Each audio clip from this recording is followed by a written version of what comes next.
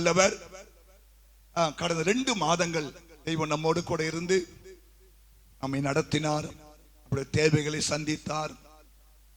2 மாதம் எத்தனையோ பிரச்சனைகள், போராட்டங்கள் நம்மை தாக்க வந்தாலும் இஸ்ரவேலை காக்கிற தேவன் உறங்காமலும் தூங்காமலும் நம்மை பாதுகாத்து நடத்தி நன்மையான காரியங்களை செய்து இல்லையா, நம்முடைய எதிர்பார்ப்புகளை நிறைவேற்றி நீங்கள் நினைப்பதற்கும் வேண்டுவதற்கு மேலாகவே இந்த 2 மாசத்துல அவர் நமக்கு நன்மையான காரியம் செய்திருக்கிறார். நல்லா கையை தட்டி தேவனை ஸ்தோத்திரம் பண்ணுங்க. இந்த 3வது மாதமும் அவர் செய்வதற்கு நல்லவராகவே இருக்கிறார். ஆமென், ஹalleluya. கர்த்தர் நல்லவர். நாம் ஒவ்வொரு மாதமும் தேவன் கொடுக்கிற வாக்குத்தத்தமான வசனங்களை வைத்து ஆரம்பிக்கிறோம். இந்த மாதமும் தேவன் நமக்கு ஒரு நல்ல வாக்குத்தத்தங்களை கொடுத்திருக்கிறார். வாசிக்கலாம். யோவேல் எழுதின புஸ்தகம், யோவேல் எழுதின புஸ்தகம் 2ஆம் அதிகாரம் 26வது வசனம். நீங்கள் சம்பூர்ணமாக சாப்பிட்டு, நீங்கள் சம்பூரணமாய் சாப்பிட்டு திருப்தி அடைந்து உங்களை அதிசயமாய் நடத்தி வந்தால் நடத்த போகிற உங்கள் தேவனாகிய கர்த்தருடைய நாமத்தை துதிப்பீர்கள். என் ஜனங்கள் ஒருபோதும் வெட்கப்பட்டு போவதில்லை. கைத்தட்டி அவனை நல்லா மகிமைப்படுத்துங்க. பக்கத்தால கை கொடுத்து, சிஸ்டர், பிரதர், நீங்கள் வெட்கப்பட்டு போவதில்லை. உங்க குடும்பம் வெட்கப்பட்டு போவதில்லை. உன்னுடைய காரியங்கள் வெட்கப்பட்டு போக சொல்லுங்க வாய் திறந்து. ஹalleluya. இந்த வார்த்தை அடுத்த வருஷமும் இந்த வார்த்தை வரும். என் ஜனங்கள் ஒருபோதும் வெட்கப்பட்டு போவதில்லை. எத்தனை பேர் விசுவாசிக்கிறீங்க? நீங்களா யார் தெரியுமா? தேவ ஜனமா? தேவனுடைய ஜனம் தானே. தேவ ஜனங்கள். தேவ ஜனங்களை பார்த்து ஆண்டு சொல்றாரு, என் ஜனங்கள் ஒருபோதும் வெட்கப்பட்டு போவது. ஆமென், ஹalleluya. தேவனுடைய ஆசை என்ன தெரியுமா? நீங்கள் எந்த இடத்திலும் வெட்கப்பட்டு போக கூடாது. எந்த சூழ்நிலையிலும் வெட்கப்பட்டு போக கூடாது. உங்க குடும்பம் அப்படி வெட்கப்பட்டு போக கூடாது. பிள்ளைகள் வெட்கப்பட்டு போக கூடாது. ஹalleluya. நீங்கள் உயர்ந்த இடத்துல இருக்கணும். நீங்கள் மேன்மையா இருக்கணும் தான் தேவனுடைய ஆசை. ஆமா சொல்லுங்க, ஹalleluya. இந்த யோவேல் புஸ்தகத்தை பார்த்தீங்கன்னா 3 அதிகாரம் தான் இருக்கும். 3 அதிகாரம் தான் இருக்கும். வெட்டுக்கிளி தின்றது, வெட்டுக்கிளி விட்டதை பச்சைக்கிளி தின்றது, பச்சைக்கிளி விட்டதை முசுக்கட்டை பூச்சி தின்றது. வெறியரே விழித்து அழுங்கள். இங்க ஒரு அழிவை பார்க்கிறோம்.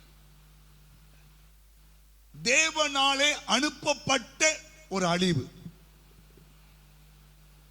அல்லது தேவனுடைய ஒரு நியாய தீர்ப்பு. அது மாத்திரமல்ல, ஒரு அந்த அதிகாரம் வாசித்தீங்கன்னா வயல்கள் காஞ்சு போயிருக்கும், பயிர் விளைச்சல் இருக்காது, மண்ணிலேயே விதைகள் அழிந்து போயிருக்கும். இதெல்லாம் இந்த முதல் அதிகாரத்தில் தேவன் அந்த ஜனங்கள் மேல வந்த ஒரு நியாய தீர்ப்பை ஆண்டவர் பேசுகிறார். ஆலயத்தின் நன்மைகள் எல்லாம் நிறுத்தப்பட்டு போயிருக்கும், நதியின் தண்ணீர்கள் வற்றி போயிருக்கும், அக்கினி வனாந்தரத்து மேய்ச்சல்களை அழித்து போட்டிருக்கும். கவனிங்க, ஜனங்கள் செய்த பாவங்கள் நிமித்தம், ஜனங்கள் செய்த அக்கிரமங்கள் நிமித்தம் தேவனுடைய கோபம் அந்த மக்கள் மேல வந்திருப்பதை தான் இந்த முதல் அதிகாரம் முழுவதுமே சொல்லப்பட்டிருக்கிறது. ஆனா 2வது அதிகாரத்தில் ஜனங்கள் மனம் திரும்ப தேவன் அனுக்கிரகம் செய்கிறார். மனம் திரும்புவதற்கு தேவன் அழைப்பு கொடுக்கிறார். நீங்கள் உங்கள் வஸ்திரங்களை அல்ல, உங்கள் இருதயங்களை கிழித்து உங்கள் தேவனாகிய கர்த்தரிடத்தில் நீங்கள் மனம் திரும்ப வேண்டும். அப்பொழுது அவர் இரக்கமும் மன உருக்கமும் நீடிய சாந்தமும் மிகுந்த கிருபையும் உள்ளவர். அவர் தீங்குக்கு மனஸ்தாபப்படுகிறவருமாய் இருக்கிறார். நம்ம மேல வந்த தீங்குக்கெல்லாம் மனஸ்தாபப்படுகிறவரா இருக்கிறார். அப்ப அந்த முதல் அதிகாரத்துல பாத்தீங்கன்னா ஜனங்கள் செய்த தவறுகளுக்கான ஒரு தண்டனையை தேவன் கொடுக்கிறார். ஸ்தோத்திரம். தவறுகளுக்கான ஒரு தண்டனை, தவறுகளுக்கான ஒரு தண்டனை. 2வது அதிகாரத்தில் மனம் திரும்பும் போது அவங்க வாழ்க்கையில தேவன் மறுபடியும் ஒரு மறுமலர்ச்சியை உண்டாக்குகிறார். ஹல்லேலூயா, ஆமென் சொல்லுங்க. அதனால்தான் சொல்றேன், என்னைக்குமே தேவன் பாவத்தை பார்த்து கொண்டு சும்மாவே இருக்க மாட்டார். தீமைகளை பார்த்து கொண்டு சும்மா இருக்க மாட்டார் இல்லையா? அவனவன் செய்த கிரிக்கு தக்க பலனை கொடுத்து அவர்களை உணர்த்துகிறார். இந்த அதிகாரம் 3 அதிகாரத்தை பார்த்தீங்கன்னா அதான் நடந்திருக்கும். எப்பெல்லாம் ஜனங்கள் தங்களை தாழ்த்தி மனம் திரும்பும் போது அவங்க வாழ்க்கையில தேவன் மறுபடியும் அவங்க வாழ்க்கையில மறுமலர்ச்சியை உண்டாக்குகிறார். இந்த அதிகாரத்தில் இதான் இருக்கிறது. நம்ம நிறைய பார்க்க போறோம். இந்த அதிகாரத்தில் தேவனுடைய நியாய தீர்ப்பு இருக்கிறது, தேவனுடைய வருகை இருக்கிறது, அபிஷேகம் இருக்கிறது இல்லையா? வாக்குத்தத்தம் நிறைவேறி இருக்கிறது. ஸ்தோத்திரம். பல ஆசீர்வாதமான நிகழ்வுகள் இந்த அதிகாரத்தில் 3 அதிகாரமாக இருந்தாலும் அதில் பல காரியங்களை தேவன் எழுதி வைத்திருக்கிறார். ஆனால் இன்றைக்கு தேவன் சொல்லுகிறார், நீங்கள் சம்பூர்ணமாய் சாப்பிட்டு திருப்தி அடைந்து உங்களை அதிசயமாய் நடத்தி கொண்டிருக்கிற நடத்த போகிற அந்த தேவனை நீங்கள் துதிப்பீர்கள். ஆனா ஒரு முதல் அதிகாரத்தில் அழுதார்கள், நீங்கள் புலம்புங்கள், அழுங்கள், அழுதார்கள். ஆனா இந்த அதிகாரத்தில் துதிப்பீர்கள்.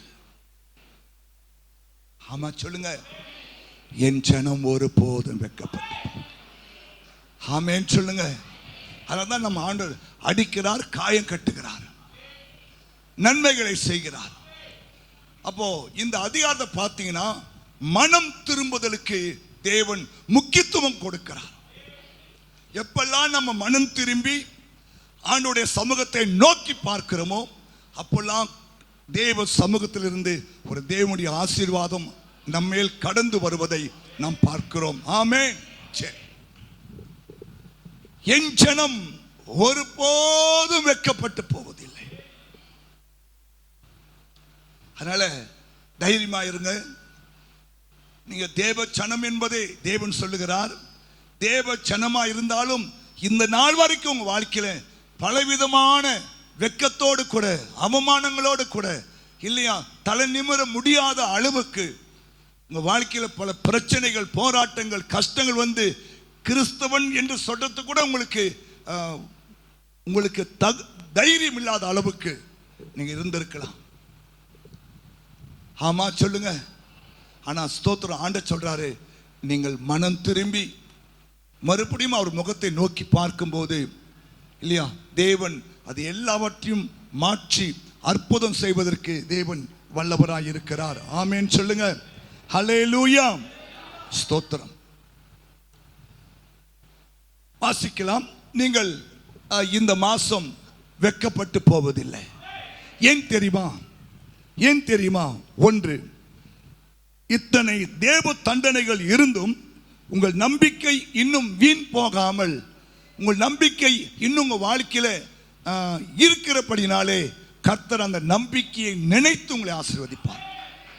வாசிக்கலாம். சங்கீதம் 22:5.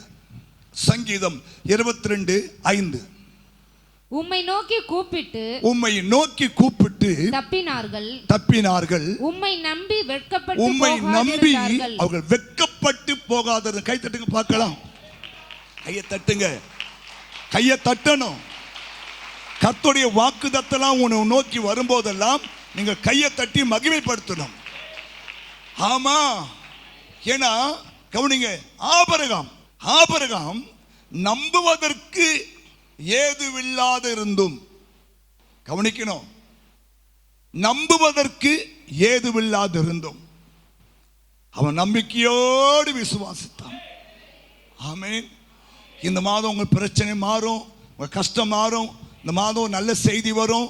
இந்த மாதம் நன்மை உண்டாகும். இந்த மாதம் நீங்க எதிர்பார்த்த காரியம் கைக்கூடி வரும் இல்லையா என்ற ஒரு நம்பிக்கை இல்லாமல் இருந்தாலும் நம்ம நம்பிக்கையோடு என்ன பண்றோம்? அவர் நோக்கி பார்க்கிறோம், செபிக்கிறோம், உபவாசம் பண்ணுகிறோம் இல்லையா, அவருடைய பாதத்தை உறுதியாய் பற்றி கொள்கிறோம், அவரை தேடி வருகிறோம், அவருக்காக ஊழியம் செய்கிறோம். எல்லாம் கவனிங்க, நீங்க எதிர்பார்த்த ஒரு காரியம் கூட உங்க வாழ்க்கையில நடக்காமல் இருந்தாலும் உங்கள் நம்பிக்கை இன்னும் இன்னும் உறுதியா இருக்கிறபடினால அந்த நம்பிக்கையை பார்த்து தேவன் இந்த மாசம் சொல்றாரு இல்லையா, அவர்கள் நம்பி வெட்கப்படாதிருந்தார்கள். ஆமென் சொல்லுங்க. உங்களை நோக்கி கூப்பிட்டு தப்பினார்கள், உங்களை நம்பி வெட்கப்பட்டு போகாதிருந்தார்கள். கைதட்டிக்கு மையப்படுத்துங்க.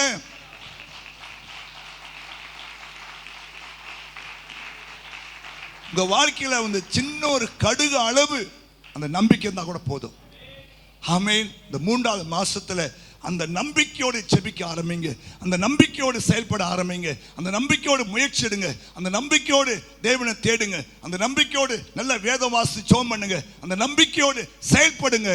சொல்றாரு, நீங்கள் வெட்கப்பட்டு போகாத அளவுக்கு தேவன் தம்முடைய மகிமை விளங்க செய்வார். ஹல்லேலூயா. எத்தனை அதை விசுவாசிக்கிறீங்க? ஆமென் சொல்லுங்க. நம்பிக்கை என்பது தேவன் நம்ம கொடுத்த ஒரு பெரிய ஆசீர்வாதம். நம்பிக்கைக்கும் விசுவாசத்துக்குமே ஒரு வித்தியாசம் இருக்கு.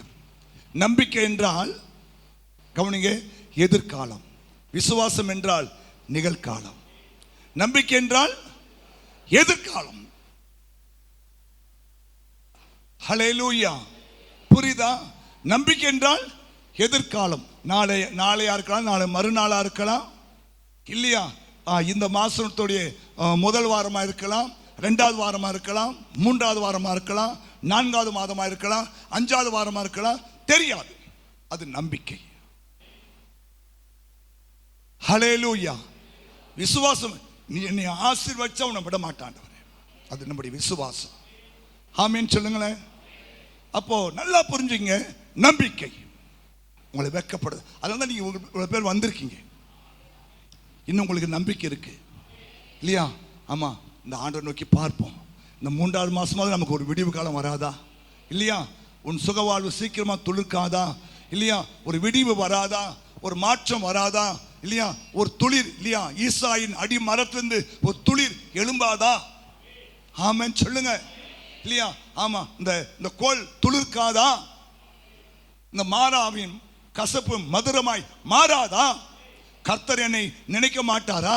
ஏதோ ஒரு நம்பிக்கை தான் உங்களை இந்த காலை வேளையில உங்களை அழைத்து வந்திருக்கிறது. அந்த நம்பிக்கை வீண் போகாது. கைத்தட்டுங்க பார்க்கலாம். அந்த நம்பிக்கை வீண் போகாது.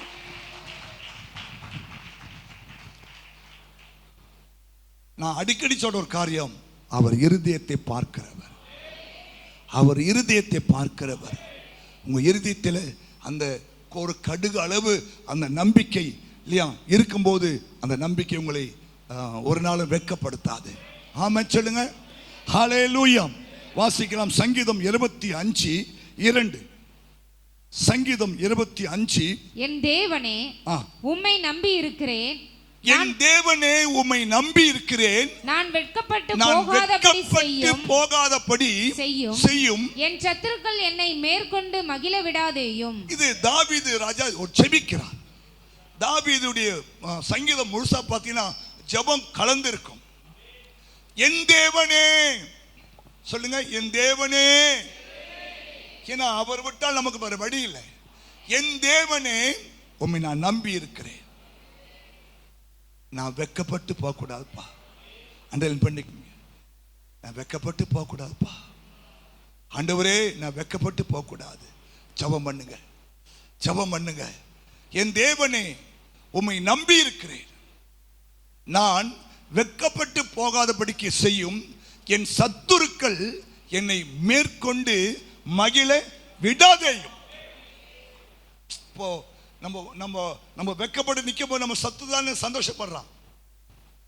ஏசு ஏசுன்னு ஓடுனீங்களே, ஏசு ஏசுன்னு போனீங்களே, ஏசு ஏசுன்னு ஜெபம் பண்ணீங்களே இல்லையா? ஆமா, ஏதோ அவன் ஒரு லூசு கூப்பிடறான்னு சொல்லிட்டு அவனால ஓடுனீங்களே இல்லையா?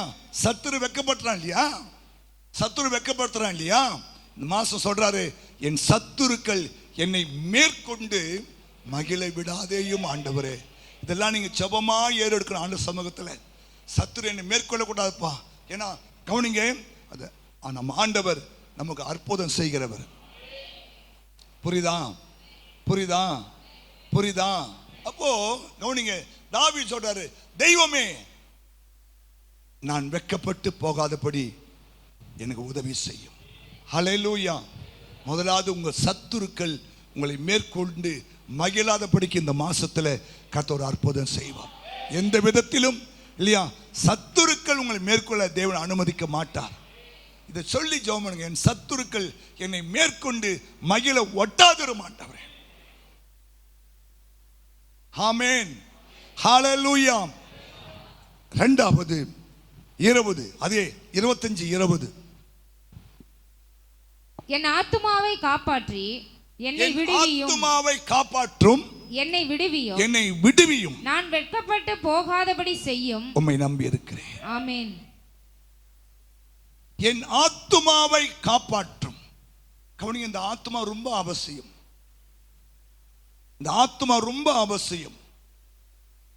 இந்த ஆத்துமாவுக்குள்ளதான் எல்லா காரியமும் உருவாகுது. இந்த ஆத்துமாவை தான் தேவனை சந்திக்க போகிறது. ஆமா சொல்லுங்க. அதனால்தான் நீதிமொழி வாசிக்கிறோம், எல்லா காவலோடும் என் இருதயத்தை நீர் காத்துக்கொள்ளும். ஏன்னா இந்த ஆத்துமாவில் தான் சஞ்சலம், இந்த ஆத்துமாவில் தான் கவலை, இந்த ஆத்துமாவில் தான் பிரச்சனை. இந்த ஆத்துமாவை நோக்கி தான் பிசாசு என்ன பண்ணுவான், தம்முடைய அம்புகளை வீசுவான். நான் சொல்றேன், என் ஆத்துமா கலங்குகிறது, என் ஆத்துமா கலங்குகிறது. எல்லாமே உண்டாவது இந்த ஆத்துமாவில் தான். ஆனா இந்த ஆத்துமா எந்த அளவுக்கு உறுதியா இருக்கிறதோ அந்த அளவுக்கு நீங்கள் வெற்றி பெற முடியும். என் ஆத்துமாவை நீங்கள் காப்பாற்றி என்னை விடுவியும் ஆண்டவரே, என்னை விடுவியும் ஆண்டவரே. அப்ப என்ன, விடுதலைக்காக செபிக்கணும். உங்கள் விடுதலைக்காக ஜெபம் பண்ணணும் இல்லையா? குடும்பங்கள்ல பல இடத்துல விடுதலையே இல்லை. ஆனா கர்த்தரே ஆவியானவர், கர்த்தருடைய ஆவி எங்கே உண்டு அங்க விடுதலை. ஆனா எத்தனை அபிஷேகம் பெற்றிருக்கீங்க?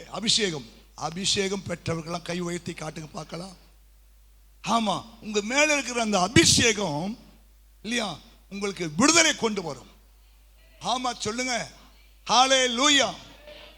ஆனா சொல்றாரு, என் தேவனே என்னை காப்பாற்றும், என்னை விடுவியும், நான் வெட்கப்பட்டு போகாதபடிக்கு செய்யும். உம்மை நம்பி இருக்கிற ஆண்டவரே, உம்மை நம்பி இருக்கிற ஆண்டவரே, உம்மை நம்பி இருக்கிற ஆண்டவரே. அப்போ கவனிங்க, முதல் காரியம், கர்த்தரை உங்க வாழ்க்கையில் எத்தனையோ இந்த மாதிரி தேவனுடைய நியாய தீர்ப்புகள், தேவனுடைய கோபம் இல்லையா, வறட்சி, துக்கம், விளைச்சல்ல அழிக்கப்பட்டது, ஆலயத்தில் நன்மைகள் இல்லை, நதியிலே தண்ணீர் வற்றி போயிட்டு, இப்படி பல பிரச்சனைகள், பல போராட்டங்கள் இருந்தும் இன்னும் ஆண்டவரை நம்பிக்கொண்டிருக்கிற உங்களுக்கு தான் தேவன் இந்த மாசம் சொல்றாரு, என் ஜனம் ஒருபோதும் வெட்கப்பட்டு போக. ஹல்லேலூயா. நம்முடைய நம்பிக்கையெல்லாம் அற்று போகும்படி எத்தனையோ பிரச்சனைகளை நான் இந்த 2 மாசத்துல பார்த்திருக்கிறோம் இல்லையா? எத்தனையோ கஷ்டங்களை 2 மாசத்துல பார்த்திருக்கிறோம். ஆனாலும் உங்க நம்பிக்கை என்ன பண்ணல, கொஞ்சம் கூட குறையல. ஆமா சொல்லுங்க, உங்கள் விசுவாசம் கொஞ்சம் கூட அசைக்கப்படல. இதெல்லாம் தேவனுடைய கண்கள் பார்த்திருக்கிறது. ஹல்லேலூயா. தேவனுடைய கண்கள் பார்த்தபடினாலே தேவன் சொல்லுகிறார், என் ஜனம் ஒருபோதும் வெட்கப்பட்டு போவதில்லை. ஆமென் சொல்லுங்க. இரண்டாவது ஒரு காரியத்தை பார்க்கலாம், வாசிக்கலாம். ஏசாயா 49வது அதிகாரம் 23வது வசனம். நான் கர்த்தர், நான் கர்த்தர், எனக்கு காத்திருக்கிறவர்கள் வெட்கப்படுவது இல்லை என்பதை அப்பொழுது அறிந்து கொள்வார். கை தட்டுங்க பார்க்கலாம். இரண்டாவது ஆண்டு சொல்றாரு, எனக்கு காத்திருக்கிறவர்கள் அல்லது எனக்காக காத்திருக்கிறவர்கள். ஆமென். தேவன் இந்த மாசம் செய்வார், அடுத்த மாசம் செய்வார், அது அடுத்த மாசம் செய்வார் இல்லையா? இந்த மாசம் இந்த நல்ல செய்தி வந்துடும், இந்த மாசம் ஒரு நல்ல செய்தி வந்துடும் சொல்லி தேவனுக்காய் காத்திருக்கிற உங்களை பார்த்து தேவன் சொல்றாரு, நீங்கள் வெட்கப்பட்டு போவதில்லை. கவனிங்க, இந்த கடைசி நாள்ல வந்திருக்கிறோம். எல்லாமே நமக்கு இன்ஸ்டன்ட் ஆயிடுச்சு இல்லையா? ஆமா, உடனே செய்யணும்னு ஆசைப்படுறோம். நல்லதுதான். அதுக்காக விஞ்ஞானத்தில் நல்ல வளர்ச்சிகள் வந்திருக்கிறது. ஆமென். ஆமா, எல்லாமே நல்ல வளர்ச்சி வந்திருக்கிறது. ஆனா ஸ்தோத்திரம், நமக்கு மட்டும் தேவனுடைய சமூகத்திலேயோ அல்லது தேவனுடைய வார்த்தையை நம்பியோ காத்திருப்பதற்கு நிறைய பேருக்கு என்ன இல்லை, பொறுமை இல்லை. ஹல்லேலூயா. எத்தனை வருஷம் பாஸ்டர் காத்திருக்கிறது, எத்தனை வருஷம் பாஸ்டர் ஜெபம் பண்றது, எத்தனை வருஷம் பாஸ்டர் இப்படி சும்மாவே இருப்பது. ஐயா கவனிங்க, நெடுங்காலமாய் காத்திருப்பது, நெடுங்காலமாய் காத்திருப்பது இருதயத்தை இளைக்க பண்ணுகிறது. ஆண்டவர் செய்வாரு இல்லையா, ஆமா இந்த மாசம் செய்வாரு, போன மாசம் செய்வாருன்னா காத்திருந்தீங்க, ஜெபம் பண்ணீங்க. ஆனா ஒரு மாற்றம் கூட இல்லை. அத்திமரம் துளிர் விடல, ஆட்டு மந்தையில முதல் இல்லை, எல்லாமே எதிராக தான் இருக்கு, ஒரு மாற்றம் இல்லை. ஆனா சொல் காத்திரு காத்திரு காத்திரு. இந்த காத்திருக்கிற நேரங்கள் தான் நம்ம வாழ்க்கையில ரொம்ப கஷ்டம். ஆமா சொல்லுங்க. நெடுங்காலமாய் காத்திருப்பது இருதயத்தை இளைக்க பண்ணும். விரும்பினது வரும்போது தான் ஜீவ விருட்சம் போல இருக்கும். நிறைய பேருடைய ஆசைனா கோயில வந்து கால் வச்ச உடனே கர்த்தங்க வாழ்க்கையில ஒரு அற்புதம் செய்யணும்னு எதிர்பார்க்கிறாங்க, நல்லது. ஆனா சில சமயம் தேவன் நம்மளை காத்திருக்க சொல்லுவார், நம்மளை காத்திருக்க சொல்லுவார் இல்லையா. ஆபிரகாமை 25 வருஷம் காத்திருக்க சொன்னார். யோசேப்பை 13 வருஷம் காத்திருக்க சொன்னார். தாவீது 13 வருஷம் காத்திருந்தான். நம்மளால முடியாது பாஸ்டர், நம்மளால முடியாது பாஸ்டர். சீஷர்கள் 10 நாள் காத்திருந்தார்கள். ஆமா சொல்லுங்க. அந்த வாக்கு தத்துவம் நிறைவேறுவதற்கு காத்திருந்தார்கள். எத்தனை நாள்? 10 நாள். ஒரு மேல் வீட்டு அறையில 120 பேரு. கவனிங்க, எவ்வளோ பிரச்சனைகள், போராட்டங்கள். ஆனா 10 நாள் காத்திருந்தாங்க. கவனிங்க, அவங்கள 100 நாள் காத்திருக்க சொல்லியிருந்தாலும் காத்திருந்திருப்பார்கள். கவனிங்க, ஆண்டவர் 10 நாள் போய் காத்திருன்னு சொன்னாரா? ஆண்டவர் 10 நாள் காத்திருங்கன்னு சொன்னாரா? நீங்க போய் மேல் வீட்டாரையில காத்திருங்க, டைம் பிக்ஸ் பண்ணாரா? போட்டிருக்கா? நான் படிக்கல, நீங்க படிச்சுதான் சொல்லுங்க. 10 நாள் காத்திருங்க சொன்னாரா? ஆனா பாருங்க, 100 நாள் காத்திருக்க சொன்னாலும் 100 நாள் காத்திருந்திருப்பாங்க. 300 நாள் காத்திருன்னு சொன்னாலும் 300 நாட்கள் காத்திருப்பாங்க. ஆமா சொல்லுங்களேன். அப்ப தேவன் நாங்க டைமை பிக்ஸ் பண்ணல. நீங்க போய் என்ன பண்ணுங்க, இந்த தேவனுடைய 5 வாசிமா 1:5 வாசி. ஆகையால் நீங்கள் எருசலேமை விட்டு போகாமல் என்னிடத்தில் கேள்விப்பட்ட பிதாவின் வாக்குத்தத்தம் நிறைவேற காத்திருங்கள் என்று கட்டளையிட்டார். அப்ப காத்திருப்பது கூட ஒரு தேவ கட்டளை தான். ஆமா கவனிங்க, அந்த காத்திருக்கும் போதுதான் கர்த்தருடைய வாக்குத்தத்தம் நிறைவேற ஆரம்பித்தது. ஆமென் சொல்லுங்க. ஹல்லேலூயா, ஹல்லேலூயா. சில சமயம் நம்ம அவசரப்படும் போது தான் தேவனுடைய காரியங்கள் நம்ம வாழ்க்கை நிறைவேறாம பிசாசின் சித்தங்கள் நிறைவேற ஆரம்பித்து விடுகிறது. ஆமென். நான் சொல்றேன், எந்த காரியமா இருந்தாலும் சரி தெய்வ சமூகத்தில் காத்திருங்க. சொல்றாரு இல்லையா, ஏற்ற காலம் ஒன்று இருக்கிறது. கவனிங்க, உங்க டைம் ஒன்று இருக்கிறது. பைபிள் தெளிவா சொல்லுது, எல்லாவற்றுக்கும் ஒரு காலம் உண்டு. எல்லாவற்றுக்கும் ஒரு காலம் உண்டு. அந்த காலங்கள் வாழ்க்கையில வர வரைக்கும் என்ன பண்ணும்? ஜெபத்தோடு, உபவாசத்தோடு, வசனத்தோடு, நம்பிக்கையோடு நீங்கள் காத்திருந்து நீங்கள் செயல்பட்டால், செபித்தால், கர்த்தர் ஏற்ற வேளையிலே உங்கள் தண்ணீர் திராட்சை ரசமாய் மாறும்.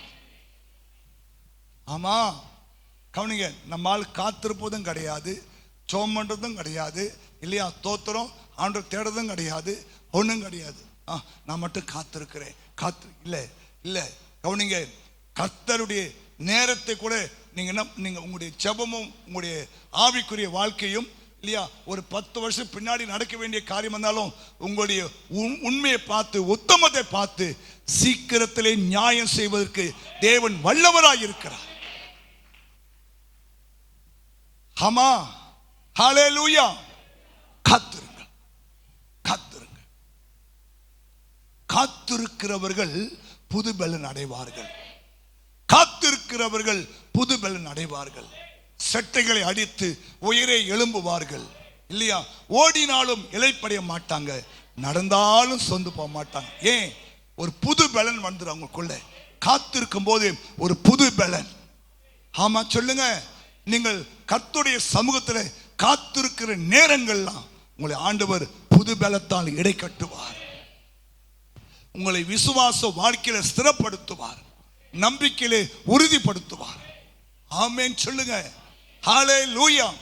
அதனால்தான் ஆண்டவர் மார்த்தாளை கடிந்து கொண்டார். நீ பற்பல காரியங்களை குறித்து நீ கவலைப்படுகிறாய், தேவையானது ஒன்றுதான். மரியாள் தன்னை விட்டு எடுபடாத நல்ல பங்கை தெரிந்து கொண்டார். கைத்தட்டுங்க பார்க்கலாம். அதுதான் காத்திருப்பது. தேவனுடைய பாதத்தில் உட்கார்ந்து இருக்கிறார். அவளை தேவன் மெச்சு கொண்டார். ஏன்? ஏன்? காத்திருப்பது. காத்திரு, பொறுத்திரு, கர்த்தரையே நம்பியிரு, காரியங்கள் வாய்க்க செய்வார். ஆமென் சொல்லுங்க. ஏசாயா 64:4 சொல்லுது, தேவனே தேவனே உமக்கு காத்திருக்கிறவர்களுக்கு நீர் செய்பவைகளை, கவனிங்க, காத்திருக்கிற மக்களுக்கு தேவன் செய்பவைகளை நீரே அல்லாமல். பைபிள் பார்க்கறீங்க? பைபிள் பார்க்கறீங்களா? பைபிள் வந்து பார்க்கறீங்களா? ஏசாயா 64:4 விசுவாசம் பெருகும். வாசிமா. தேவனே உமக்கு காத்திருக்கிறவர்களுக்கு நீர் செய்பவைகளை நீரே அல்லாமல் உலக தோற்றம் முதற்கொண்டு ஒருவரும் கேட்டதும் இல்லை, செவியால் உணர்ந்ததும் இல்லை. அவைகளை கைதட்டுங்க பார்க்கலாம்.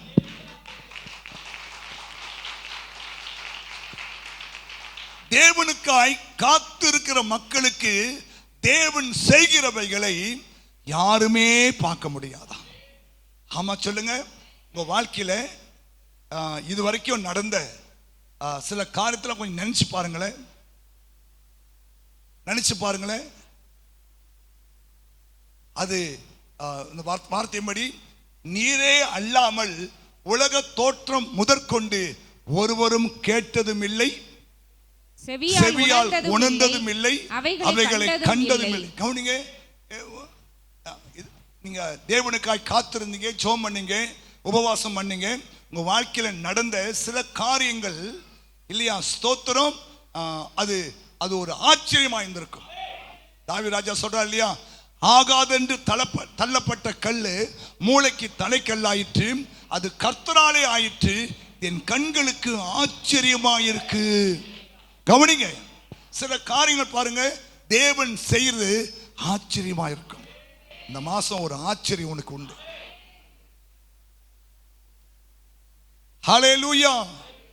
ஏன்னா தேவனுக்காய் காத்திருக்கீங்க, தேவனுடைய சமூகத்தில் காத்திருக்கீங்க, அவருடைய வார்த்தையை நம்பி காத்திருக்கீங்க. அப்ப பாருங்க சொல்றாரு, நீரே அல்லாமல் உலக தோற்றம் முதற்கொண்டு இல்லையா ஒருத்தரும் கேட்டதில்லை, ஒருவரும் கண்டதில்லை, உணர்ந்தது கூட கிடையாது. இதே வார்த்தை தான் 1 கொரிந்தியர் 2:9 ஆண்டவர் சொல்லுவார்.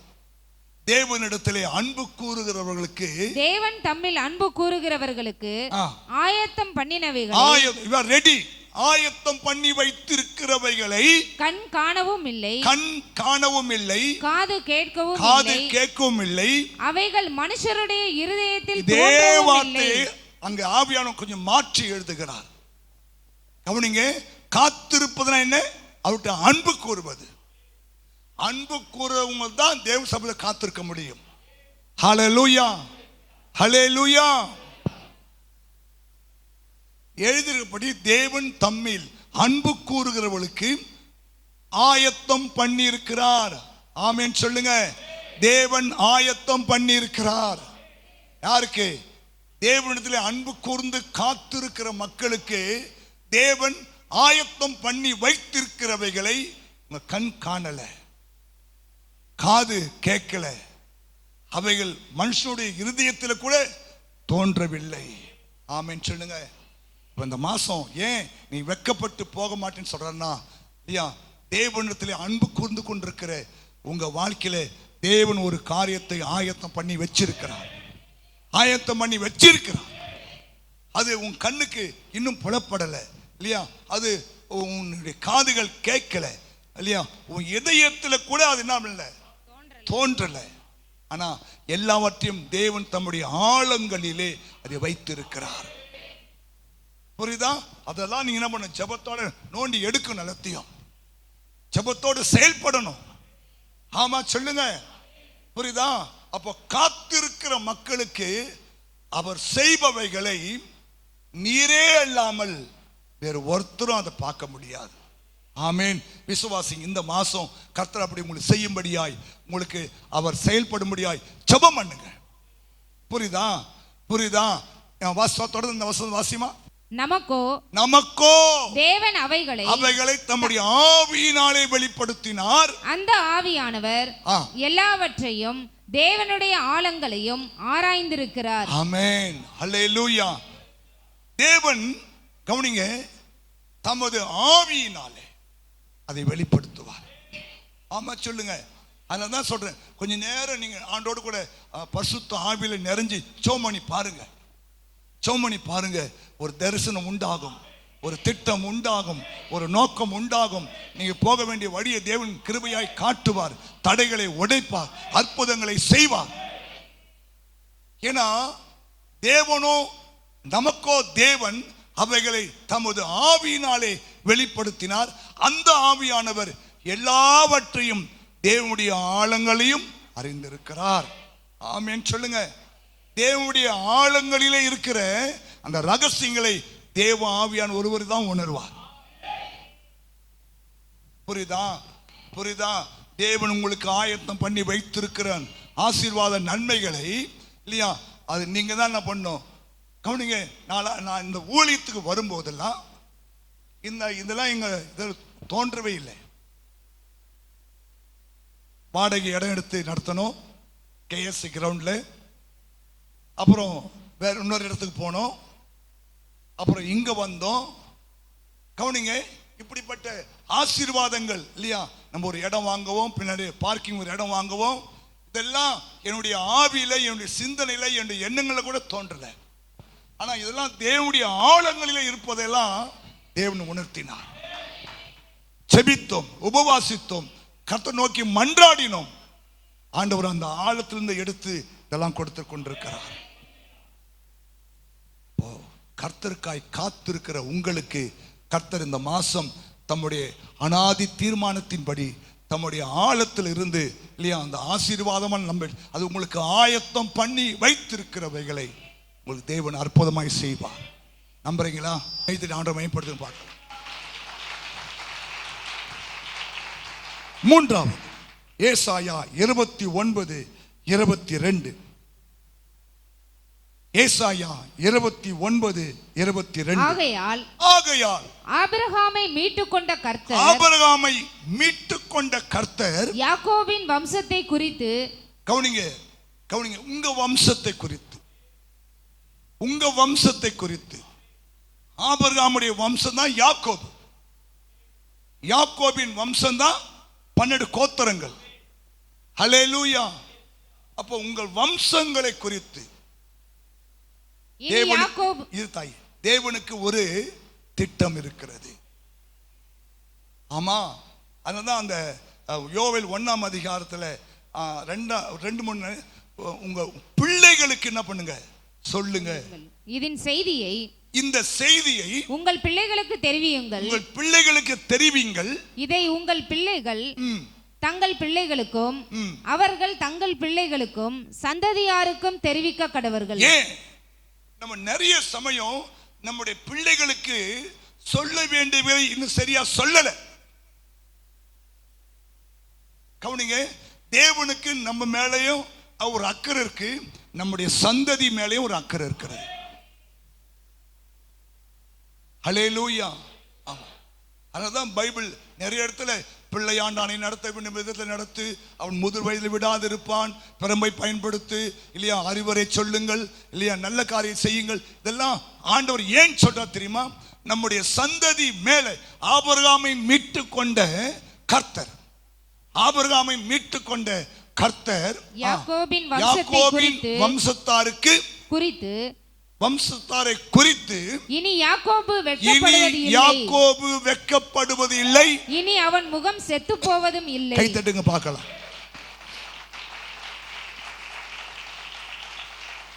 நிறைய முறை நம்முடைய பிள்ளைகளினாலே நாம் வெட்கப்பட்டு நிற்போம். நிறைய முறை நம்முடைய பிள்ளைகளினாலே, நம்முடைய சந்ததிகளினாலே, இல்லையா, நாம் வெட்கப்பட்டு நிற்பதை இங்கே வசனம் தெளிவாய் சொல்லுகிறது. ஆனா சொல்ற, இனி யாக்கோபு வெட்கப்படுவதில்லை, இனி யாக்கோபு வெட்கப்படுவதே இல்லை, இனி அவன் முகம் செத்து போவதும் இல்லை. ஏன்? கர்த்தருடைய மாற்றத்தை உண்டாக்குவார். எத்தனை பேருடைய பிள்ளைகள், இல்லையா, நல்ல ஆவிக்குரிய வாழ்க்கையில வளரணும்னு சொல்லி நீங்க ஸ்டெப் எடுக்கிறீங்க. பெத்து போறது பெருசு இல்லை, இல்லையா, அந்த பிள்ளைகளுக்கு நல்ல தாயா இருக்கணும், நல்ல தகப்பனா இருக்கணும், ஆமா, நல்ல ஒரு ஞான தாயா இருக்கணும். பிள்ளைகளுடைய வாழ்க்கைக்கு நீங்கள் முக்கியத்துவம் கொடுக்கணும். பிள்ளைகளுடைய எதிர்காலத்துக்கு நீங்கள் நல்ல ஆவிக்குரிய நன்மைகளை வைத்து விட்டு போகணும். அதான் ஏசாயா 40 சொல்றாரு, உன் சந்ததி மேலே என் ஆவியை ஊற்றுவேன், உன் சந்தானத்தின் மேலே என் ஆசீர்வாதங்களை ஊற்றுவேன். சந்ததினா பிள்ளை, சந்தானம் என்றால் பேர பிள்ளைங்க. உன் சந்ததி மேலே என் ஆவியை ஊற்றுவேன், உன் சந்தானத்தின் மேலே என்னது? ஆசீர்வாதங்களை ஊற்றுவேன்.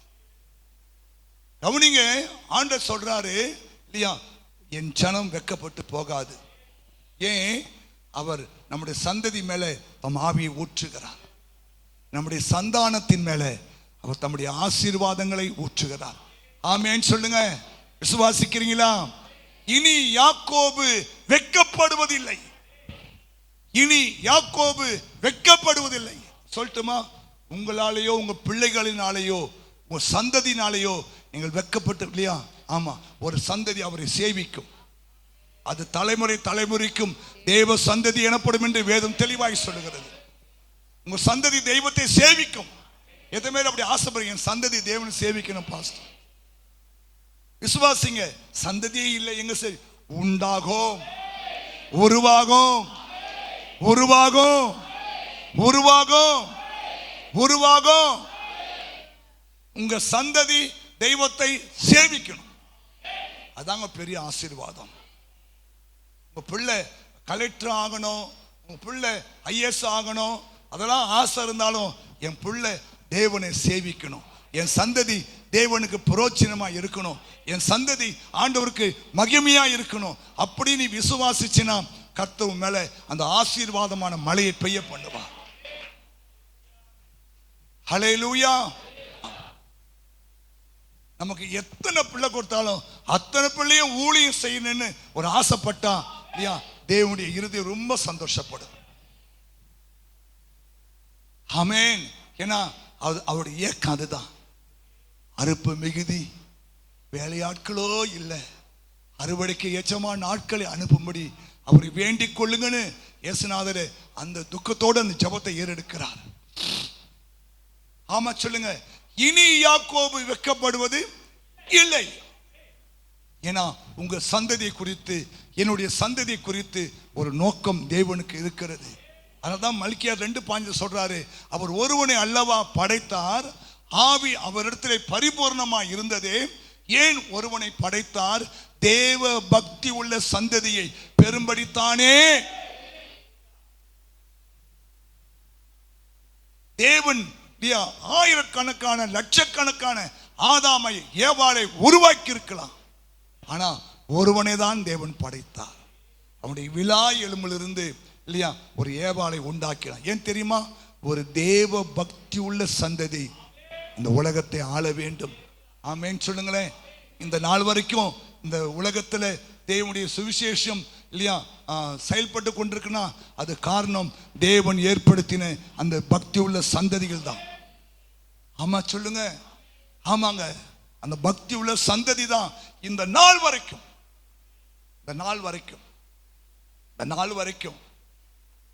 இல்லையா தேவன் தம்முடைய நாமம் மகிமைப்படும்படியாக செயல்பட்டு கொண்டே இருக்கிறது.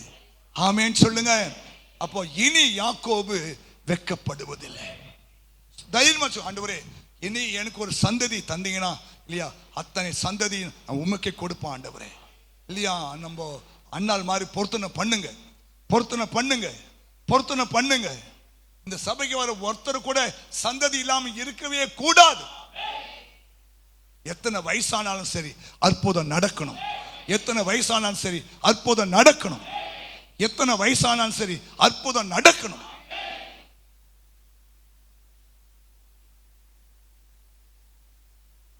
ஹல்லேலூயா. நீங்கள் அந்த பிள்ளைகளை உருவாக்கணும். ஓவர் செல்லம் கொடுத்து இல்லையா அதுங்களை மக்காக்கிட கூடாது. ஓவர் செல்லம் கொடுத்து என்ன பண்ணக்கூடாது?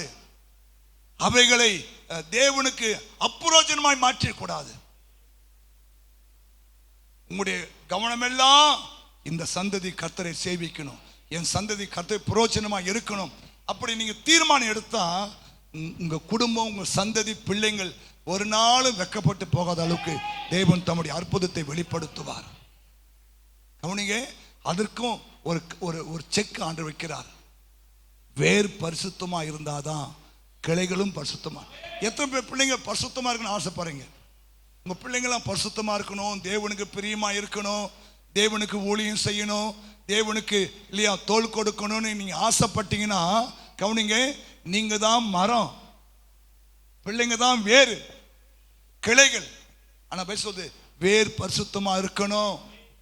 ஆமா, நீ பரிசுத்தமா இல்லாம உன் பிள்ளைகள் பரிசுத்தமா இருக்க வேண்டும் நீங்கள் எதிர்பார்த்தால் அது முடியாத காரியம். அல்லேலூயா. எத்தனை இதை நம்புறீங்க? ரோமர் மேலும் முதற் பலனாகிய மாவானது பரிசுத்தமாய் இருந்தால் பிசைந்த மா முழுவதும் பரிசுத்தமாய் இருக்கும். வேறானது பரிசுத்தமாய் இருந்தால் கிளைகளும் பரிசுத்தமாய் இருக்கும்.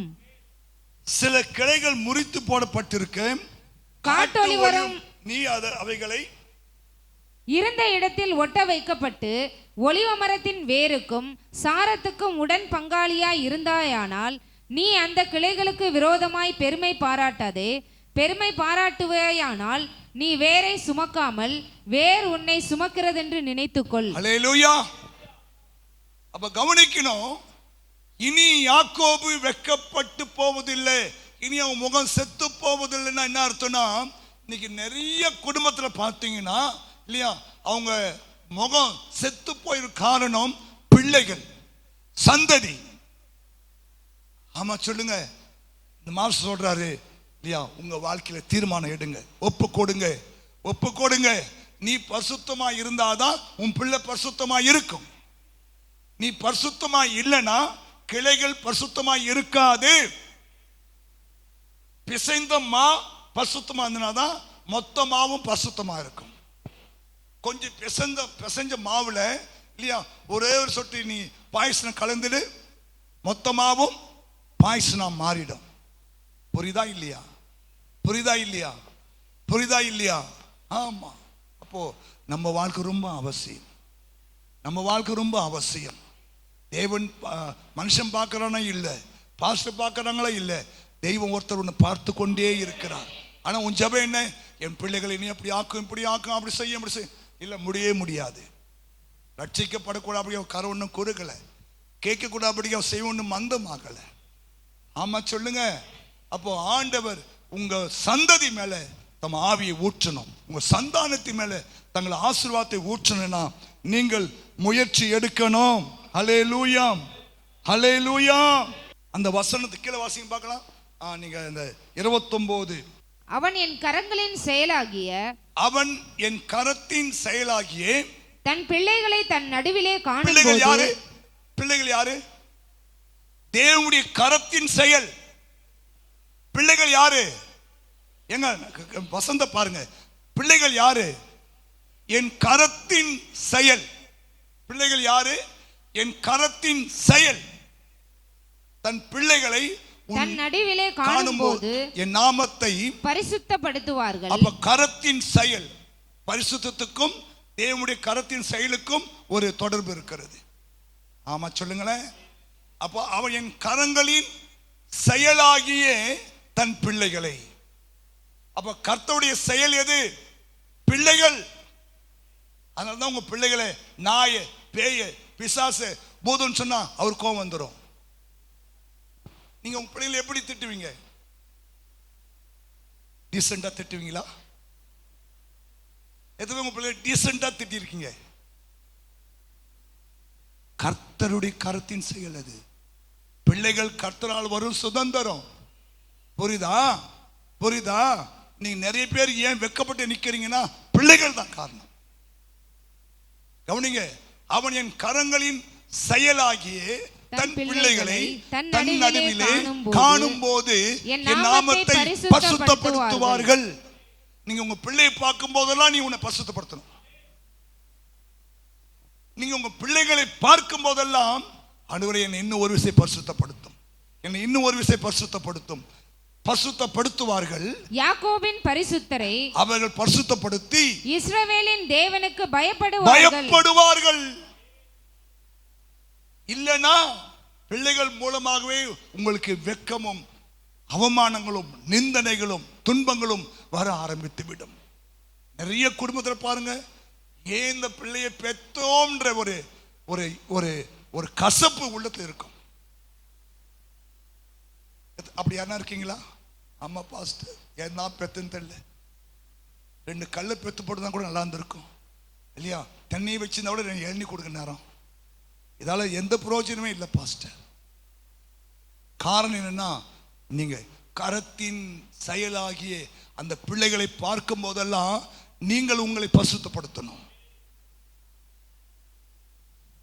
அவர்கள் நாமத்தை பரிசுத்தரை அவர்கள் பரிசுத்தப்படுத்தி இஸ்ரவேலின் தேவனுக்கு பயப்படும். அடுத்த வசனம், வலிவி போகிற மனதை உடையவர்கள். இரண்டாவது பாருங்க, வலிவி போகிறவர்கள் அல்லது இந்த வார்த்தை சொல்லுகிறது தவறு இழைக்கும் சிந்தை உள்ளவர்கள். தவறு இழைக்கும் சிந்தை உள்ளவர்கள். வலிவி போகிற மனம் என்றது தவறு இழைக்கும் சிந்தை உள்ளவர்கள். வலிவி போகிற மனதை உடையவர்கள் புத்திமான்கள் ஆகி உணர்வு அடையணும். தவறி போகிறவர்கள் என்ன பண்ணணும்? உணர்வு அடையணும். இந்த மாசம் உணர்வு அடைஞ்சா நீ ஒரு நாளும் வெக்கப்பட்டு போக மாட்டேன். சில இந்த உணர்வே இல்லை பாருங்க. எத்தனை ஞானஸ்தானம், எத்தனை வார்த்தை, எத்தனை முறை நம்ம திருவிந்து எடுக்கிறோம், ஒரு உணர்வு வருதா? அந்த பசுத்தமான அப்பத்தை சாப்பிடும் போது அந்த உணர்வு வருதா? ஐயோ, அதெல்லாம் பய சொல்லுது அபாத்திரமா. நான் நிறைய முறை சாப்பிடணும் பாஸ்டர். இல்லை, எல்லாம் சேர்த்து வச்சு மூட்டை கட்டும் பாருங்க. ஒரு நாள் மூட்டை கட்டி நிற்கும் பாருங்க. டாக்டர் செக் பண்ணி சொல்றாங்க, சிஸ்டர் உங்களுக்கு கேன்சர் மாதிரி தெரியுது. ஐயோ, நான் போதகத்தை வெறுத்தேனே, போதகரின் சொல்லை நான் கேளாமல் போனேனே, சபைக்கும் நான் தூரமானே என்று நீ புலம்பும் போது யாரும் உனக்கு உதவி செய்ய மாட்டான். பாவத்தினுடைய சம்பளம், பாவத்துக்கு ஒரு சம்பளம் இருக்கா இல்லையா? சம்பளம் இருக்கா இல்லையா? அததான் மாறணும். அந்த உணர்வு வரணும். அதான் நம்ம ஆலயத்து ஓடி வரும். உணர்வு, அந்த உணர்வு வரணும். தவறு இழைக்கிறோமே, தப்பு பண்றோமே, தேவன் பார்க்கிறாரே, அந்த உணர்வு உனக்கு வந்தாதான் நீங்க வெட்கப்பட்டு போக மாட்டீங்க. ஆமா சொல்லுங்களேன். ஆமா, அவர்கள் உணர்வடைவார்கள். முறுமுறுக்கிறவர்கள் முறுமுறுக்கிறவர்கள் உபதேசம் கற்றுக்கொள்வார்கள். முறுமுறுக்கிறவர்கள் உபதேசம் கற்றுக்கொள்வார்கள். முறுமுறுப்போர் அறிவுரையை ஏற்றுக்கொள்வார்கள். முறுமுறுக்காத, அறிவுரை ஏற்றுக்கோ. ஆமா சொல்லுங்க. முறுமுறுக்கிறவர்கள் உபதேசத்தை கற்றுக்கொள்ளணும், உபதேசத்தை கேட்டு கீழ்ப்படியணும். ஆமா சொல்லுங்க. அல்லேலூயா. நம்ம எல்லார்ட்டையும் விளையாடலாம், விளையாட்டு விளையாடக்கூடாது. என்னைக்கு கால் வாருவாரோ தெரியாது, என்னைக்கு கை விட்டுவாரோ தெரியாது. அதனால்தான் இல்லையா, அப்படிப்பட்ட நாட்கள் வருவதற்கு முன்னே நாம் கீழ்ப்படியணும். ஆமென். அல்லேலூயா. நம்ம நிறைய காரியம் கேள்விப்படுறோங்க, நிறைய காரியம் கேள்விப்படுறோம். தேவனுடைய செயலையும் பார்த்து கொண்டிருக்கிறோம். ஆமா சொல்லுங்க. அல்லேலூயா.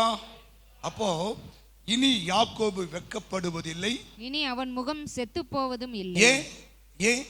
ஒன்று, கரத்தின் செயலாகிய பிள்ளைகளை தன் நடுவிலே காணும்போது நீங்க தேவன் என்ன பண்ணணும்? பரிசுத்தப்படுத்தணும். நீங்களும் பயந்து வாழணும். வலிவி போகிற ஒரு இறுதி இருந்துச்சுன்னா இன்னைக்கு அதை முடிவுக்கு கொண்டு வந்துடணும். ஆமீன். வலிவு போகிறது தவறு இழைக்கிற ஒரு சிந்தை. ஹல்லேலூயா. ஆமீன். ஸ்தோத்திரம். ஏன்னா நீங்க இந்த மாசத்துல என் ஜனம் வெட்கப்பட்டு போகக்கூடாது, என் ஜனம் வெட்கப்பட்டு போகக்கூடாது. இன்னொரு வார்த்தை நம்ம வாசிக்கலாம். செப்பனியா 3ஆம் அதிகாரம் 10. எத்தியோப்பியாவின் நதிகளுக்கு அக்கறையில் இருந்து என்னிடத்தில் விண்ணப்பம் பண்ணுகிறவர்களாகிய சிதறடிக்கப்பட்டவர்களின் குமாரத்தி ஆனவள் எனக்கு காணிக்கை கொண்டு வருவா. எனக்கு விரோதமாய் துரோகம் பண்ணி நீ செய்த எல்லா கிரியைகளின் நிமித்தமும் அந்நாளிலே வெட்கப்படாதிருப்பாய். ஏன்? நான் சொல்ல வேண்டிய ஒரு காரியம், விண்ணப்பம் பண்ணுகிறவர்கள் வெட்கப்பட்டு போக மாட்டீங்க. நம்ம சபையில் நிறைய சொல்ற ஒரு காரியம், விண்ணப்பம் பண்ணுங்கள், ஜெபம் பண்ணுங்கள் இல்லையா, ஜாமக்கார ஜெபம் பண்ணுங்கள் இல்லையா, தொடர் ஜெபம் பண்ணுங்கள் இல்லையா, கூடி ஜெபம் பண்ணுங்க. நிறைய முறை நம்ம திருசபை சொல்ற ஒரு முக்கியமான காரியம் ஜெபம் ஜெபம் ஜெபம் ஜெபம் ஜெபம். ஆனா எங்க ஜெபத்தை பத்தி நிறைய சொல்றோமோ அங்கதான் ஜெபம் குறைவு நிறைய இருக்கு. அவனிங்க நீங்க வெட்கப்பட்டு போகாமல் இருக்கணும்னா எல்லா சூழ்நிலையிலும் ஜெபம் பண்ணு. ஹல்லேலூயா. ஜெபம் பண்ணுங்க, ஜெபம் பண்ணுங்க. ஆண்டவரை துக்கப்படுத்திடாதீங்க. நீங்க வழக்கமாய் செய்ய வேண்டிய காரியம் ஜெபம். இயேசு தன் வழக்கத்தின்படியே அவர் ஜெபிக்க சென்றார் என்று பார்க்கிறோம். அதிகாலமே இருட்டோடு எழுந்து போய் வனாந்தரத்தில் போய் சோமனார் என்று பார்க்கிறோம். ஏன் இதெல்லாம் நிறைய சொல்றேன் தெரியுமா? நம்ம கடைசி நாள் வந்துட்டோம். லூக்கா 21ஆம் அதிகாரம் 36ஆம் வசனம் சொல்லுகிறது. கவனிங்க, இந்த பைபிள் இந்த அதிகாரத்துல தேவனுடைய நியாய தீர்ப்பு குறித்து இனி சம்பவிக்க போகிற இவைகளுக்கெல்லாம் நீங்களும் குடும்ப பிள்ளைகளும் தப்பிக்கணும். மனுஷகுமாரன் நோவா காலத்தில் ஆண்டு சொன்னாரா? நோவா பார்த்து ஒரு பேழையை செய்யும் சொன்னார். அவனும் செஞ்சான் கீழ்ப்படிந்து. எல்லாரும் கிண்டல் பண்ணாங்க, கேலி பண்ணாங்க இல்லையா. மிருகங்களாம் வந்து அந்த பேழைக்குள்ள ஏறிச்சு. ஆனா மனுஷன் மட்டும் வரல. ஒரு நாள் வந்தது, தேவன் நோவாவையும் அவன் குடும்பத்தையும் அந்த பேழைக்குள்ள தள்ளி தன் கதவை அடைத்து சாவி எடுத்துன்னு போயிட்டாரு. தோத்திரம். போய் 40 நாட்கள் இரவும் பகலும் மழை பெய்ய ஆரம்பித்தது இல்லையா. எல்லாரும் மடிந்து செத்தார்கள். ஹலோ, கவனிங்க.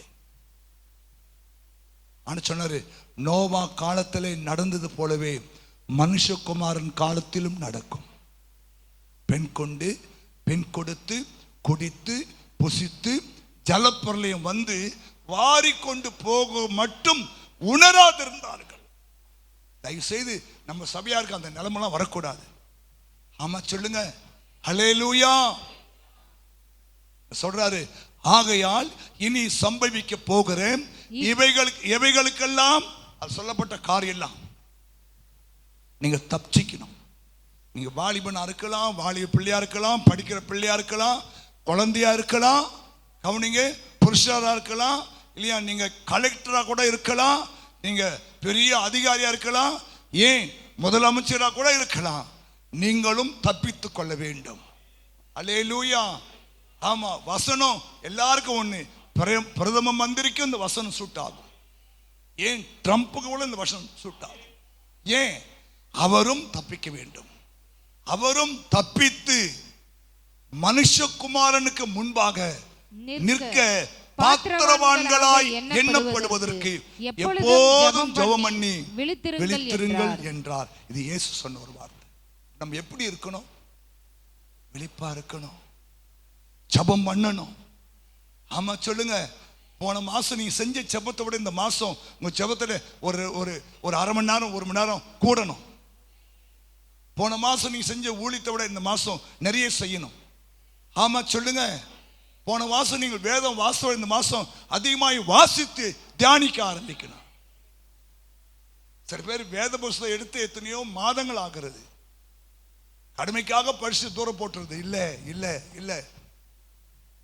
கவனமாய் படிங்க, ஜெபம் பண்ணுங்க, பிள்ளைகளை ஜெபம் பண்ண வையுங்க, இல்லையா? ஸ்தோத்திரம். எவ்வளவு தூரம் உங்க பிள்ளைகளை ஆண்டுக்குள்ள நடத்த முடியுமோ அவ்வளவு தூரம் நடத்துவதற்கு நீங்கள் முயற்சி எடுங்க. மற்றவன் தெய்வம் பார்த்துக் கொள்வார். ஹல்லேலூயா. ஏனா உங்க பிள்ளைகளும் என் பிள்ளைகளும் தேவனுடைய வருகையிலே கைவிடப்பட்டு போய்விடக் கூடாது. 7 வருஷம் உபத்திர காலத்துல அவள் அகப்பட்டுக் கொள்வார்கள். ஹல்லேலூயா. யாரை பார்த்தாலும் அவங்களை ஜெபம் பண்ண சொல்லுங்க. இனி சம்பவிக்க போற இவைக்கெல்லாம் நீங்க தப்பிச்சுக்கணுமா? ஜெபம் பண்ணுங்க. கணவர்கிட்ட பேசுங்க, மனைவிட்ட பேசுங்க, பிள்ளைகளோடு பேசுங்க, உறவினரோடு பேசுங்க, ஆமே, நண்பரோடு பேசுங்க.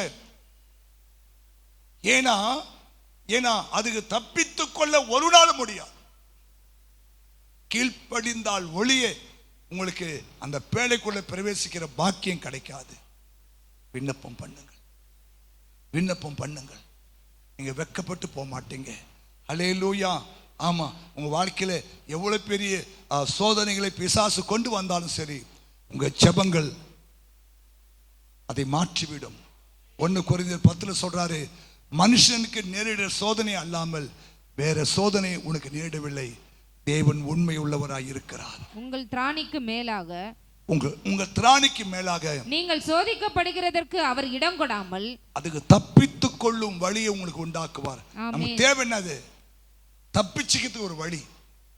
எந்த சோதனை வந்தாலும் அது நீங்கள் தப்பித்துக் கொள்ள வேண்டும். அகப்பட்டு கொண்டா முடிஞ்சு ஜோலி. ஆமென். நீங்க தப்பித்துக் கொள்ள வேண்டும். புரியுதா? அதனால்தான் வெளியே போகும்போது ஜெபம், உள்ள வரும்போது ஜெபம், சர்ச்சை வரும்போது ஜெபம், இல்லையா? எங்க போனாலும் ஜெபம். ஏன் தெரியுமா? இல்லையா? வரப்போகிற சோதனைகளுக்கு, வரப்போகிற பிரச்சனைகளுக்கு. இன்னைக்கு நமக்கு என்ன பிரச்சனை வரும் உங்களுக்கு தெரியுமா? தெரியவே தெரியாது. ஆனா நம்ம ஜெபம் பண்ணிட்டோம்னா, இல்லையா, ஸ்தோத்திரம், அதற்கு தப்பித்துக் கொண்ட ஒரு வழியை தேவன் உண்டாக்கி விடுவார். நம்மளை எழுந்து நிற்கலாமா? என் ஜனம் ஒருபோதும் வெட்கப்பட்டு போவார். ஏசாயா 50:7 சொல்றாரு, கர்த்தர் எனக்கு துணை செய்கிறார், நான் வெட்கப்படவே மாட்டேன். கர்த்தர் எனக்கு துணை செய்கிறார். தேவனுடைய துணை இருக்கும்போது நீங்க வெட்கப்பட்டு போக மாட்டீங்க. அல்லேலூயா. ஆமா, இயேசுவை நோக்கி பார்த்த சகரியா எலிசபெத் வாழ்க்கையில கர்த்தர் அவங்களை வெட்கப்படுத்தல. அன்னால தேவன் வெட்கப்படுத்தல, இல்லையா? ஆண்டவரை நம்பின ஒருவரையும் தேவன் வெட்கப்படுத்தல. அவங்க வாழ்க்கையெல்லாம் தேவன் அவங்க தலையை நிமிர செய்திருக்கிறார். அவங்களுடைய தலையை எண்ணெயால் அபிஷேகம் பண்ணி இருக்கிறார். ஹல்லேலூயா. அவங்க வந்த எல்லா சோதனையும் தேவன் அவங்களுக்கு உதவி செய்திருக்கிறார். அவங்க வெட்கப்பட்டு போக தேவன் அனுமதிக்கல. காரணம் என்ன தெரியுமா? தேவனுடைய கிருபை. ஆமென் சொல்லுங்க. அப்ப இந்த மாசம் சொல்றாரு, என் ஜனம் ஒருபோதும் வெட்கப்பட்டு போக. எத்தனை பேரு இந்த மாசம் அப்படி இருக்குன்னு ஆசைப்படுறீங்க? நான் வெட்கப்பட்டு போக கூடாது, சந்தோஷமா இருக்கணும். அத்திமரம் துளிர் விடாமல் போனாலும், திராட்சை செடி பழம் கொடுக்காமல் போனாலும், மந்தையிலே ஆடுகள் இன்றி போனாலும், கர்த்தருக்கு காத்திருக்கிறவர்கள் புதுபலன் அடைவார்கள், மகிழ்ச்சி அடைவார்கள், சந்தோஷம் வரும். கர்த்தர் உங்களை உயர்ந்த இடத்துல ஏறி இருக்க பண்ணுவார். ஆமென். கை உயர்த்தி ஜெபம் பண்ணலாமா? என் ஜனம் ஒரு போதும் வெட்கப்பட்டு போவதில்லை, வெட்கத்துக்கு பதிலாக இரட்டிப்பான நன்மைகளை தருவேன் நான். இரட்டிப்பான நன்மைகளை. வெட்கப்பட்டு போவதில்லை என் மகனே, நீ வெட்கப்பட்டு போவதில்லை. சொல்லுங்க. வெட்கப்பட்டு போவதில்லை என் மகளே, நீ வெட்கப்பட்டு போவதில்லை. நஷ்டங்கள் வந்தாலும் இழப்புகள் நேர்ந்தாலும் நிந்தைகள் சூழ்ந்தாலும் இழந்ததை திரும்ப தருவேன். இழந்ததை திரும்பவும் தருவேன் நான். இழந்ததை திரும்பவும் தருவேன் நான். வெட்கப்பட்டு போவதில்லை என் மகனே, வெட்கப்பட்டு போவதில்லை.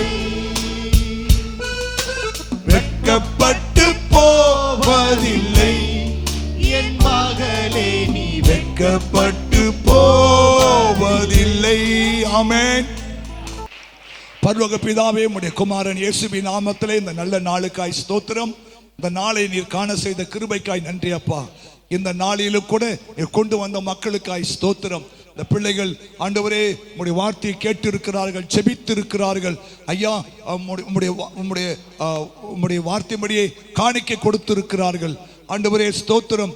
உம்முடைய வார்த்தையின்படியே இந்த திருவிருந்த பங்கு பெற்றிருக்காங்கப்பா. கர்த்ததெல்லாம் நினைத்தரும்படியா ஜெபம் பண்றப்பா. உம்மை கனப்படுத்தி இருக்கிறாங்க. இந்த மாசம் இவர்களை கனப்படுத்துவீராக. இவர்கள் கையிட்டு செய்கிற எல்லா வேலைகளிலும் ஒரு கனம் உண்டாவதாக ஆண்டவரே. இந்த பிள்ளைகளுக்கு இந்த மாசம் வர வேண்டிய நன்மைகள், கிருபைகள், ஆசீர்வாதங்கள் எல்லாம் இயேசு கிறிஸ்துவின் நாமத்தில் உண்டாவதாக சுவாமி. ஆண்டவரே உமக்கு நன்றி அப்பா. இனி யாக்கோபு வெட்கப்பட்டு போகக்கூடாது. இனி யாக்கோபு வெட்கப்பட்டு போவதில்லை. இனி யாக்கோபு வெட்கப்பட்டு போவதில்லை ஆண்டவரே. இனி இந்த ஜனங்கள் வெட்கப்பட்டு போகாதபடிக்கு கர்த்தருடைய ஆவியானவர்தாமே இந்த பிள்ளைகளுக்கு நன்மையான காரியங்கள் செய்யும்படியா நாங்கள் ஜெபிக்கிறோம். எல்லா தடைகள், பிசாசின் கிரிகள், போராட்டங்கள், எல்லா தீமைகள் இயேசு கிறிஸ்துவின் நாமத்தில் விலகட்டும். கர்த்தருடைய தயவுள்ள கரம் இந்த மக்களோடு, குடும்பத்தோடு, பிள்ளைகளோடு இருக்க முடியாது. விசேஷமாய் ஐயா 10th 11th 12th பரிசு எழுத போற பிள்ளைகளுக்கு நாங்கள் ஜெபிக்கிறோம் அப்பா. கர்த்தர் ஒரு பெரிய கிருபை உண்டாகும்படியா ஜெபிக்கிறேன் ஏசப்பா. ஆண்டவரே தைரியத்தின் ஆவியை கொடுப்பீராக. பயமுள்ள ஆவிகள் அப்புறப்படுத்தப்படுவதாக. கர்த்ததாமே ஆண்டவர் அந்த பிள்ளைகளுக்கு நல்ல தைரியத்தை கொடுத்து, நல்ல சுகபல ஜீவனை கொடுத்து, பிள்ளைகள் நன்றாக பரிசை எழுதி வெற்றி பெற தேவாதி தேவன் அனுக்கிரகம் செய்யும். ஆசீர்வதியும் ஆண்டவரே. நம்முடைய கிருபைக்குள்ளாய் ஒப்பு கொடுத்து ஜெபிக்கிறோம். பெரிய காரியம் செய்யும் ஆண்டவராகிய இயேசு மூலம் ஜெபிக்கிறோம் பிதாவே. என் ஆத்துமாவே கர்த்தரே ஸ்தோத்திரி, என் முழு உள்ளமே பரிசுத்த நாமத்தை ஸ்தோத்திரி. நம்முடைய பிதாவாகிய தேவனுடைய அன்பும் கர்த்தராகிய இயேசு கிறிஸ்துவின் கிருபையும் பரிசுத்த ஆவியுடைய ஐக்கியமும் இப்போதும் எப்போதும் சதா காலமும் அவருடைய வருகை மட்டுமே நம்மை காத்துக்கொள்வாராக. கர்த்தர் உன்னை ஆசீர்வதித்து உன்னை காக்க கடவர். கர்த்தர் தம்முடைய முகத்தை உன்மேல் பிரகாசிக்க பண்ணி உன்மேல் கிருபையா இருக்க கடவர். கர்த்தர் தம்முடைய முகத்தை உன்மேல் பிரசன்னமாக்கி உனக்கு சமாதானம் கட்டளையிட கடவர் என்பதே. ஆமீன். ஹல்லேலூயா. ஆண்டவர் இயேசு உங்களை ஆசீர்வதிப்பாராக.